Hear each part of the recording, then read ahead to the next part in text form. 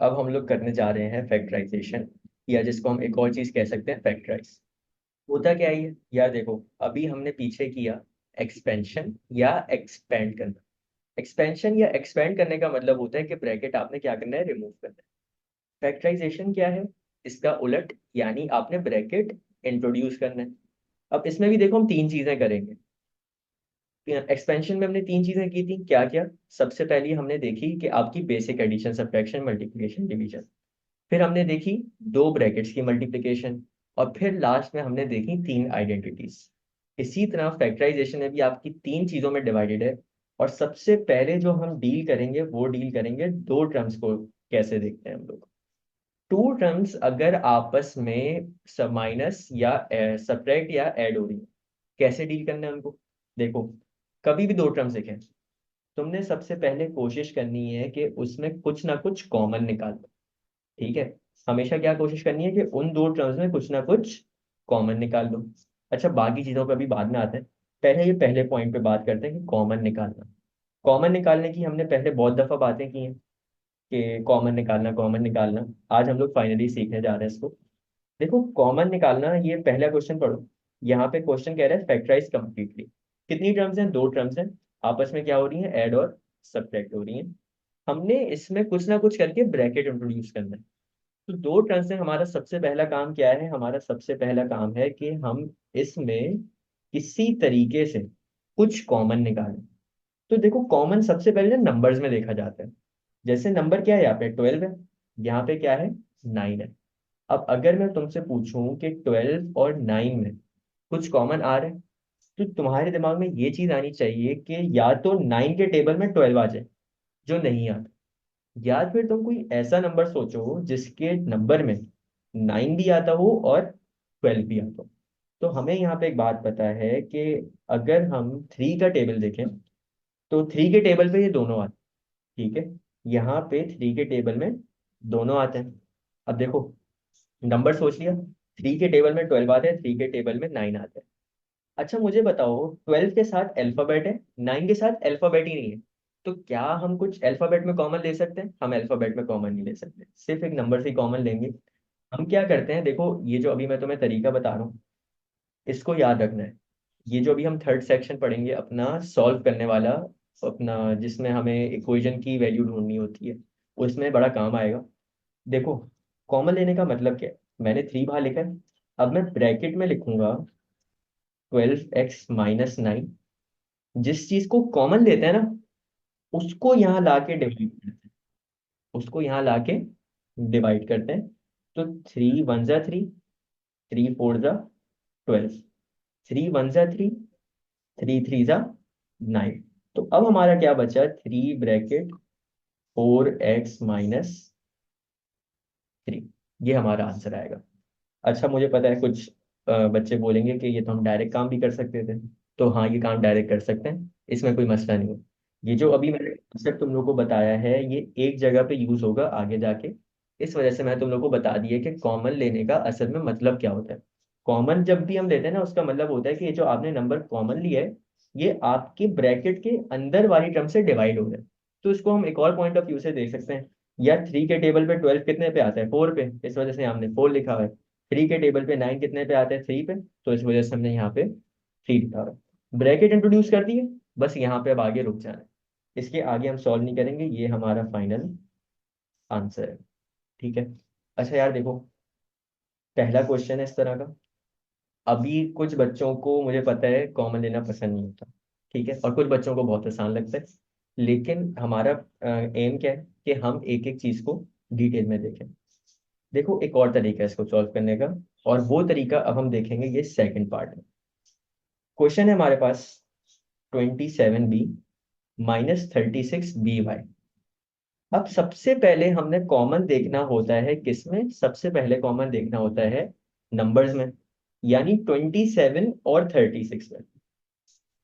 अब कौन सा नंबर इसमें आएगा, कैसे डिसाइड करेंगे। हम एक काम करते हैं, हम ना इसका एक ओरिजिनल तरीका देखते हैं कि अगर कोई बच्चा अपना, क्या कहते हैं उसको, मेंटल मैथ में तेज नहीं है, तो वो कैसे करेगा इस क्वेश्चन को। देखो, तुमने करना ये, फैक्टराइजेशन होपफुली अब तक सबको याद होगी। वो जो एचसीएफ एलसीएम निकालने वाले तरीके होते थे, वही काम यहाँ पे करना है। 27B लिखोगे, और दूसरा नंबर क्या है, 36BY, ये लिखा। और वो जो तुम लोग डब्बे बनाते हो ना एलसीएम एचसीएफ के, वैसे ही डब्बे बनाओगे। अब देखो मुझे बताओ कि 27 और 36 के ऐसा कौन सा नंबर है जिसमें दोनों आते हो। तो मुझे पता है 3 आता है। 3 के टेबल में, अच्छा मुझे एक और चीज बताओ, क्या नंबर के अलावा कोई अल्फाबेट कॉमन ले सकता हूँ मैं यहाँ पे? यहाँ पे 27 के साथ बी है, 36 के साथ भी बी है, तो सिर्फ यहाँ पे 3 कॉमन ही आएगा, यहाँ पे बी भी कॉमन आएगा, 3B। तो अब क्या होगा सिंपली यार, 3 के टेबल पे मुझे बताओ 27 कब आता है, 3 के टेबल पे 27 आता है 9 पे। क्या मैं यहाँ पे बी मेंशन करूंगा? यहाँ पे मैं बी मेंशन नहीं करूंगा। क्यों? क्योंकि यार 27 के पास कितने बी थे, एक, और 3 के पास भी कितने बी हैं, एक, तो ये बी से ये बी कट गया होगा। ठीक है, इस वजह से यहाँ पे सिर्फ और सिर्फ 9 आया है। चलो कॉमा, 3 के टेबल पे 36 कितने पे आता है, 12 पे, 12 लिखा। क्या मैं यहाँ पे बी लिखूंगा? मैं यहाँ पे बी नहीं लिखूंगा। क्यों? क्योंकि 36 के पास भी एक ही बी था, और 3 के पास भी एक ही बी था, तो ये बी और बी कैंसिल हो गए होंगे। आखिरी में बचा क्या, सिर्फ और सिर्फ वाई, तो 12 के साथ में लगाऊंगा वाई। अच्छा मुझे एक चीज बताओ, क्या अब कोई और ऐसा नंबर है जिसके टेबल में 9 भी आता हो और 12 भी आता हो? तो हाँ, एक और नंबर है, कौन सा है, 3। 3 के टेबल पे 9 कितने पे आता है, 3 पे। 3 के टेबल पे 12 कितने पे आता है, 4 पे। और वाई आपका आ गया एज इट इज। अब मुझे बताओ, क्या कोई ऐसा नंबर बचा 1 के अलावा जिसमें ये नंबर और ये नंबर आते हो? तो अब ऐसा कोई नंबर नहीं है जिसके टेबल में ये दोनों नंबर आते हो। जब तुम फाइनल आखिरी चीज पे पहुंच जाओ ना, मतलब जब तुम्हारा कोई भी ऐसा कॉम्बिनेशन ना बने कि वो एक नंबर के टेबल में आता हो, यहाँ पे तुमने रुक जाना है। ये राइट साइड, ये लेफ्ट साइड पे जो नंबर आ रहे हैं, इन्हें जरा मल्टीप्लाई करो। अगर इन्हें मल्टीप्लाई करोगे तो क्या बनेगा, 3B मल्टीप्लाई बाय 3 कितना होता है, 9B। ये 9B जो है ना, ये वो नंबर है जो कि तुमने कॉमन लेना है। तो ये 9B लिखोगे, ब्रैकेट, और ये जो आखिरी में नंबर बचता है, ये आपका ब्रैकेट के अंदर आएगा। ये 3 किस वजह से आए, 27B की वजह से। तो 27B की जगह मैं लिखूंगा 3, माइनस का साइन एज इट इज, देखो क्वेश्चन में माइनस का साइन था, मैंने भी माइनस का साइन लगा दिया। और ये 4Y किसकी वजह से आए, 36BY की वजह से। तो यहाँ पे 36BY की जगह मैं क्या लगा दूंगा, 4Y। ये हमारा पूरा का पूरा एक स्टेप में काम हो गया कॉमन लेने का, बगैर कुछ सोचे समझे। सिर्फ अगर ये टेबल बनाना आती है ना, तो कॉमन लेना बड़ा आसान है। ठीक है। अच्छा यार, अभी हमने 2 क्वेश्चंस किए जिसने हमने कॉमन लेना सीखा है 2 डिफरेंट तरीकों से। दोनों तरीके मैंडेटरी नहीं है। मैं सबसे पहले ये इंपॉर्टेंट बात बता दूं, दोनों तरीके ये मैंडेटरी नहीं है। सबसे पहला जो हमने मेथड किया है, वो हमने आसान सा क्वेश्चन था, इस वजह से हमने देखा कि ऐसा कौन सा टेबल है जिसमें 12 और 9 दोनों आते हैं। तो आसान था, हमें पता है कि 3 के टेबल में दोनों आते हैं। तो पहला मेथड क्या है हमारा, पहला मेथड ये होता है कि जो नंबर कॉमन लिया है उसको बाहर लिखो, और ब्रैकेट में क्वेश्चन को एज इट इज लिखो। कॉमन लेने का कॉन्सेप्ट ये होता है कि जिस नंबर को आप कॉमन लेते हो ना, वो अंदर की सब टर्म से एक एक करके डिवाइड हो जाता है। तो 12x डिवाइडेड बाई 3 का आंसर आता है 4x, और 9 डिवाइड बाई 3 का आंसर आता है 3। ये पहला तरीका है, ये पहला कॉन्सेप्ट है जो कि तुम्हें करने की जरूरत नहीं है। तुम अगर ये 1 लाइन आंसर भी लिख देते तो बिल्कुल ठीक था, तुम्हें पूरे मार्क्स मिलने थे। लेकिन ये तरीका, ये कॉन्सेप्ट मालूम होना जरूरी है, क्योंकि आगे हम अभी एक टॉपिक करेंगे जिसमें इस कॉन्सेप्ट पे अगर तुम्हारी ग्रिप नहीं है तो उस चैप्टर में फंस जाओगे, उस टॉपिक में फंस जाओगे। ठीक है। अच्छा फिर दूसरा मेथड, ये मेथड सिर्फ उन बच्चों के लिए है जो कि मेंटल मैथ्स में वीक हैं, या उन्हें कॉमन लेने में थोड़ा मसला होता है। तो देखो कुछ भी नहीं करना है तुमने, सिर्फ एक चीज पक्की कर लो, और वो है ये तुम्हारे फैक्टराइजेशन या एचसीएफ एलसीएम वाले डब्बे, जो भी इनको कहते हो, ये चीज पक्की करनी है बस। जो भी नंबर गिवन है, जैसे यहाँ 27B गिवन है या 36BY गिवन है, यहाँ पे लिखोगे। पहले हमेशा देखोगे नंबर कौन से सेम टेबल में आते हैं, वो नंबर बाहर लिख दो। फिर अल्फाबेट देख लो, यहाँ पे बी था, यहाँ पे बी था, इस वजह से हमने बी कॉमन ले लिया। और फिर तरीका तुम्हें पता ही है कि 27B को डिवाइड करोगे 3B से तो आंसर आएगा 9, 36BY को डिवाइड करोगे 3B से तो आंसर आएगा 12। फिर वापस देख लो कि क्या ये कोई ऐसा नंबर तो नहीं है जो सेम टेबल में आता हो, तो हमें पता था 3 में आता है ये। तो 3 में हमने देखा तो एट द एंड हमारा क्या बच रहा है, 3,4y। ये डब्बे जब तक बनाने हैं जब तक तुम इस कॉमन लेने वाले मेथड में पक्के नहीं हो जाते। अगर पक्के हो तो अच्छी बात है, इस डब्बों की कोई जरूरत नहीं है।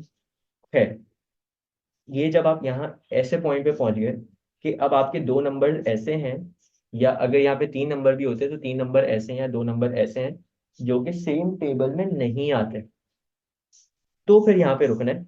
लेफ्ट साइड पे जो नंबर है इन्हें मल्टीप्लाई करोगे। 3b × 3 कितना होता है, 9b। ये बाहर लिख लिया। और जो नीचे नंबर बच रहे हैं ना, ये आपके ब्रैकेट के अंदर आएंगे। बस ये ख्याल रखना कि ये 3 किसकी वजह से आया है, 27b की वजह से। तो 27b की जगह तुम लिखोगे 3, माइनस का साइन एज इट इज।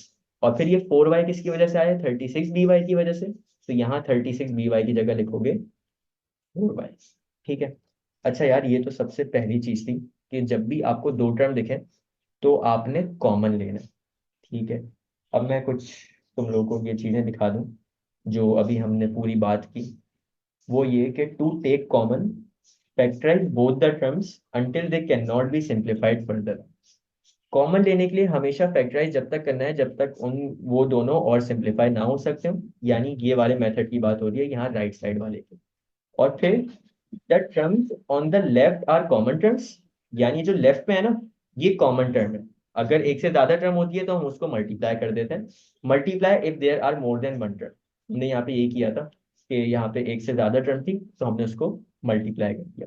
और ये जो आखिरी में बचती है ये आपकी ब्रैकेट के अंदर आ जाती है। ये पहली और मोस्ट इंपॉर्टेंट चीज थी जब भी आपको दो टर्म दिखेंगी। दूसरी चीज जो है वो हमने लगानी है परफेक्ट स्क्वायर आइडेंटिटी। अभी हम इससे बात करके आए थे। परफेक्ट स्क्वायर आइडेंटिटी क्या है, देखो फैक्टराइजेशन की बात है यानी ब्रैकेट्स इंट्रोड्यूस करना है। तो तुमने नंबर ऐसा देखना है कि तुम्हारा जो नंबर है ना वो ऐसे लिखा हुआ होगा कि दो टर्म्स होंगी, आपस में सब्ट्रैक्ट हो रही होंगी, माइनस का साइन एज इट लाजमी होना चाहिए। और वो दो टर्म्स ऐसी होंगी कि वो परफेक्ट स्क्वायर होंगी। उनको हम किस फॉर्म में लिखते हैं, उनको हम लिखते हैं a - b bracket close, a + b bracket close. अच्छा मुझे एक चीज बताओ, यहाँ पे अगर हम इस पहले क्वेश्चन की बात करें, क्या 4 हमारा परफेक्ट स्क्वायर होता है? तो हाँ, इसका जवाब है 4 आपका 2 का परफेक्ट स्क्वायर होता है। क्या x हमारा किसी का परफेक्ट स्क्वायर है? तो इसका जवाब मिला नहीं। अगर x स्क्वायर होता तो ये परफेक्ट स्क्वायर था, लेकिन खाली x जो है ये परफेक्ट स्क्वायर नहीं है। तो यहाँ पे बस हम रुक जाएंगे। इसका मतलब है कि ये हमारा फाइनल आंसर है। अच्छा दूसरे में बताओ मुझे, यहाँ पे 3 लिखा हुआ है, क्या 3 मेरा परफेक्ट स्क्वायर होता है? तो 3 मेरा परफेक्ट स्क्वायर नहीं होता। अगर परफेक्ट स्क्वायर तुम लोग भूल चुके हो तो 1, 4, 9, 16, 25, 36 ये वाले परफेक्ट स्क्वायर होते हैं। ठीक है।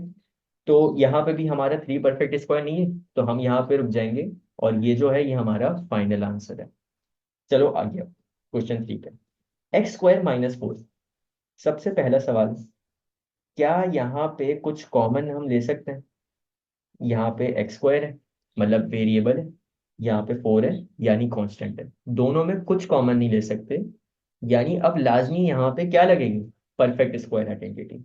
या मुझे बताओ, x² तो परफेक्ट स्क्वायर है, यानी इसको अगर मैं यूं लिख दूं, x के ब्रैकेट और ब्रैकेट के बाहर स्क्वायर, कोई मसला नहीं होना चाहिए। -4 की जगह हम क्या लिख सकते हैं, 2 का स्क्वायर। देखो ये जो आपकी आइडेंटिटी है a² - b², ये एग्जैक्ट इस तरीके से लिखी हुई होनी चाहिए। अगर अब तुम इसको कंपेयर करोगे ना a² - b² से, तो ये एग्जैक्ट वही चीज बन जाएगी। और इसके बजाय हम क्या लिखेंगे, a - b a+। 4 हमारा परफेक्ट स्क्वायर था, हमें पता था, इस वजह से हमने 4 की जगह क्या लिखा, 2 का स्क्वायर। एक्स स्क्वायर को हमने ब्रैकेट के अंदर x कर दिया, ब्रैकेट के बाहर स्क्वायर कर दिया। यहाँ पे a के ऊपर क्या लिखा हुआ है, x, b के ऊपर क्या लिखा हुआ है, 2। तो हमारा जो इसका आंसर आएगा ना वो आएगा x - 2 x+2। ठीक है। अच्छा एक सवाल आता है, और वो ये कि अगर हम यहाँ पे पहले x+2 लिख देते और बाद में x - 2 लिख देते तो हमारे आंसर पे कोई फर्क पड़ता? तो इसके आंसर पे कोई फर्क नहीं पड़ता। तुम लोग पहले x+2 लिख सकते हो और बाद में x - 2 लिख सकते हो, दोनों चीजें सेम है। ठीक है। अच्छा चलो एक और क्वेश्चन पे आओ। ये थोड़ा सा टेक्निकल है। अब देखो सबसे पहले 32a² माइनस 98b², बड़ा नंबर है, जाहिर सी बात है कुछ ना कुछ कॉमन आ रहा होगा। अभी क्योंकि हमने ये डब्बे वाला मेथड सीखा है तो हम डब्बे वाले मेथड के थ्रू उसको करेंगे, ताकि अगर किसी को पहली दफा में समझ नहीं आया तो उसको दूसरी या तीसरी दफा में समझ आ जाए। लंबा मेथड है मुझे पता है, लेकिन यार तुम लोग के ये मार्क्स बचाने वाला था। ठीक है, तो चलो नंबर लिखते हैं यहाँ पे। नंबर है हमारा 32a² और 98b²। या मुझे एक चीज बताओ, यहाँ पे अगर वेरिएबल की बात करें, इधर ए है इधर बी है, लाजमी सी बात है दोनों में कुछ कॉमन नहीं आना। लेकिन 32 और 98 में 100% कुछ ना कुछ कॉमन आएगा। और कैसे आएगा? जब दोनों इवन नंबर होते हैं हम क्या लिखते हैं यहाँ पे? हम यहाँ पे 2 लिखते हैं। 32 divided by 2 16a²। 98b² divided by 2 ये आपका होता है आई थिंक 49b² होगा, जहां तक मुझे लग रहा है। ठीक है, अच्छा यार अब उसके बाद 16a², 49b²। अब ऐसा कोई नंबर नहीं है जिसमें आपका 16 भी आता हो और आपका 49 भी आता हो। ठीक है, यानी यहाँ पे हम रुकेंगे। हमारा दोनों नंबर्स में कॉमन क्या है? सिर्फ और सिर्फ 2। तो यहाँ पे हम लिखेंगे 2। यहाँ पे मुझे बताओ 32a² की जगह क्या लिखेंगे? 16a²। 16a² माइनस का sign as it is. 98b² की जगह क्या लिखेंगे? 49b²। ये हमने पहला काम किया। ठीक है, पहला काम हमेशा दो टर्म से क्या है? कॉमन लो। कॉमन ले लिया।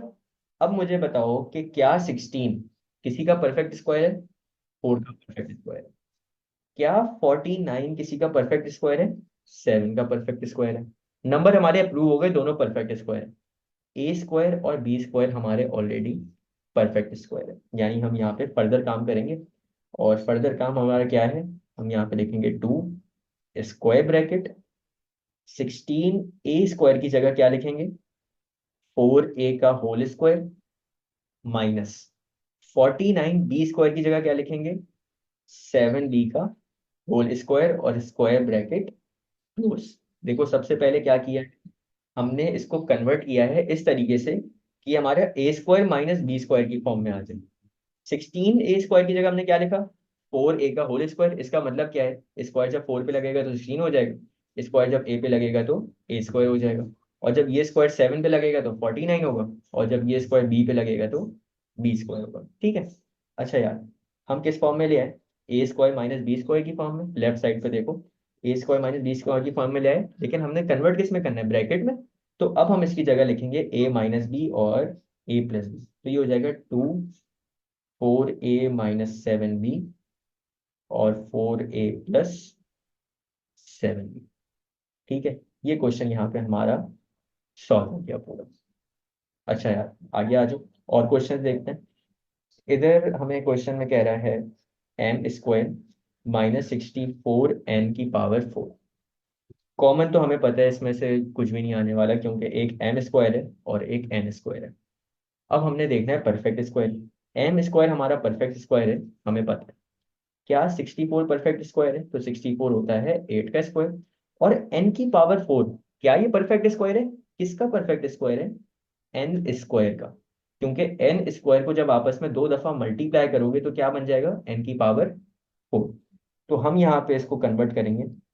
m² की जगह लिखेंगे m ब्रैकेट क्लोज का स्क्वायर माइनस 64 n⁴ की जगह क्या लिखेंगे? 8n² की पावर होल स्क्वायर। ये आपका किस फॉर्म में आ गया? a² माइनस b² की फॉर्म में। इसकी जगह हम क्या लिखते हैं? a माइनस बी और a प्लस बी। चलो ये आपका हो जाएगा m-8n² और फिर m+8n²। ठीक है, ये क्वेश्चन यहाँ पे हमारा सॉल्व हो गया। अच्छा चलो आखिरी के दो क्वेश्चन हैं, और ये बड़े इंपॉर्टेंट हैं, बड़े कंफ्यूजिंग लगते हैं ये जब आते हैं पेपर में। क्या लिखा हुआ है? 1 - 100x²। हमें पता है इन दोनों में कुछ भी कॉमन नहीं है, परफेक्ट स्क्वायर देखना है। यार मुझे बताओ, क्या वन क्या वन हमारा परफेक्ट स्क्वायर होता है? ये बड़ी मिसकंसेप्शन है कि यहाँ पे हमें लगता है कि वन परफेक्ट स्क्वायर नहीं है, लेकिन हमें ये बात पता है कि वन मल्टीप्लाई बाय वन भी करो तो आंसर क्या ही रहेगा, वन ही रहेगा। तो वन हमेशा हमारा क्या होता है, परफेक्ट स्क्वायर। 100 हमारा परफेक्ट स्क्वायर है किसका, 10 का। और एक्स स्क्वायर हमारा परफेक्ट स्क्वायर है। तो हम यहाँ पे क्या करेंगे, हम लिखेंगे 1 का होल स्क्वायर माइनस 10x का होल स्क्वायर। ये किसके बराबर हो गया, ए स्क्वायर माइनस बी स्क्वायर के। और इसकी जगह हम क्या लिखते हैं, ए माइनस बी, ए प्लस बी। तो ये आपका होगा 1 - 10x, 1 + 10x। ठीक है। और आखिरी क्वेश्चन पे आ जाओ।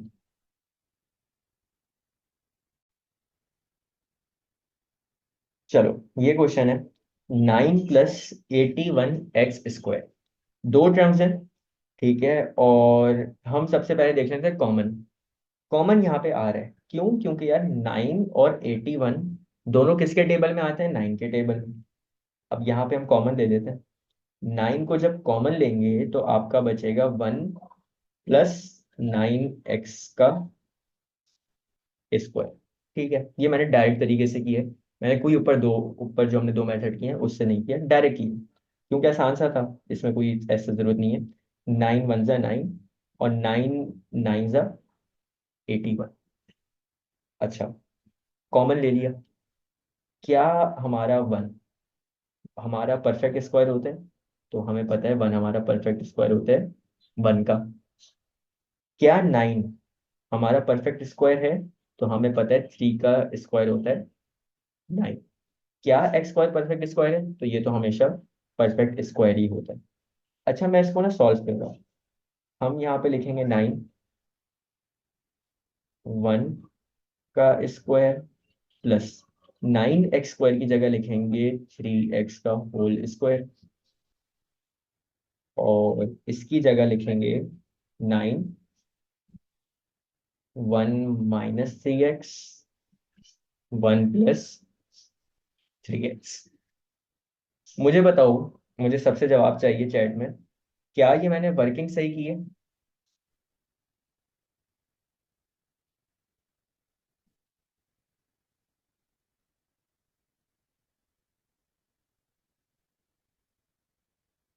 बाकी भी जवाब दो यार, कहाँ सो रहे हो साहब।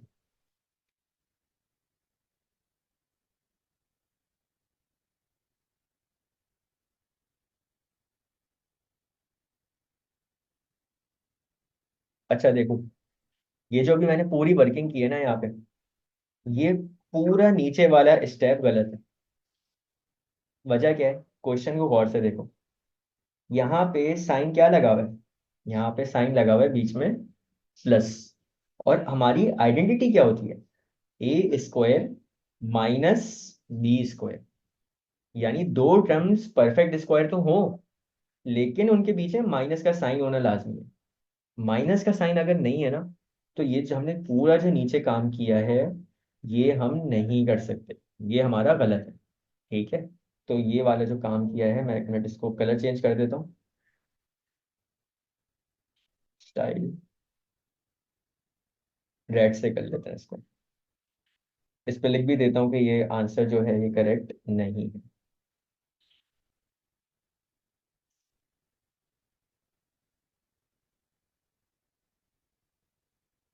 ठीक है। अच्छा, इसमें करेक्ट क्या है, इसमें करेक्ट सिर्फ ऊपर वाला काम है। कॉमन लेना था ना, ब्रैकेट्स इंट्रोड्यूस करने थे, तो हमने कॉमन ले लिया। अब इसके आगे करने की जरूरत नहीं है। हमारे ब्रैकेट आ गए ना किसी तरीके से। और वो कैसे आए हैं, हमने 9 के टेबल से दोनों को सिंप्लीफाई कर लिया, तो 9 × 1 = 9 हो गया, और 9 × 9 = 81 हो गया। ये जो चीज़ है, ये हमारा फाइनल आंसर है। हम इसके आगे नहीं सॉल्व कर सकते जब तक बीच में प्लस का साइन लगा हो। ठीक है। तो ये एक बड़ी गलती होती है। और ये पास पेपर का भी एक क्वेश्चन है, जिसमें दो टर्म्स परफेक्ट स्क्वायर हैं, लेकिन बीच में प्लस का साइन लगा हुआ है। और वहां पे गलतियां ही मेजोरिटी ये हुई हैं कि यहाँ पे प्लस की जगह लोगों ने क्या, माइनस की जगह लोगों ने क्या किया, प्लस को आइडेंटिटी की ट्रीट कर दी, और ये वाली पूरी वर्किंग कर दी। तो ये चीज़ गलत है। ठीक है। तो यार ये हमारा था पूरा, दो टर्म को किस तरीके से डील करना है। और यहाँ पे अब आ जाओ, हमने ऊपर कुछ चीज़ें लिखी थी, एक दफ़ा उसको रिवाइज कर देते हैं। ये देखो, सबसे पहले क्या करना है, हमने लेना है कॉमन। दूसरे क्या करना है, परफेक्ट स्क्वायर की आइडेंटिटी लगानी है। और फिर ये टर्म्स पढ़ो कि परफेक्ट स्क्वायर आइडेंटिटी लगाने की क्या शर्तें हैं। Apply when there are two terms, दो टर्म हो, माइनस साइन हो, दो टर्म्स के बीच में माइनस का साइन हो, एंड टू परफेक्ट स्क्वायर्स। अगर ये तीन कंडीशंस ट्रू हैं तो जाके तुम ये वाली आइडेंटिटी लगाओगे। अगर ये तीन कंडीशंस ट्रू नहीं है, यानी दो टर्म्स हो, बीच में माइनस का साइन हो, और वो परफेक्ट स्क्वायर, अगर तो ये तीन कंडीशंस ट्रू नहीं है, फिर ये वाली तुम आइडेंटिटी नहीं लगा सकते। ठीक है। तो यार ये हमारा दो टर्म्स को डील करने का टॉपिक यहाँ पे खत्म हो गया।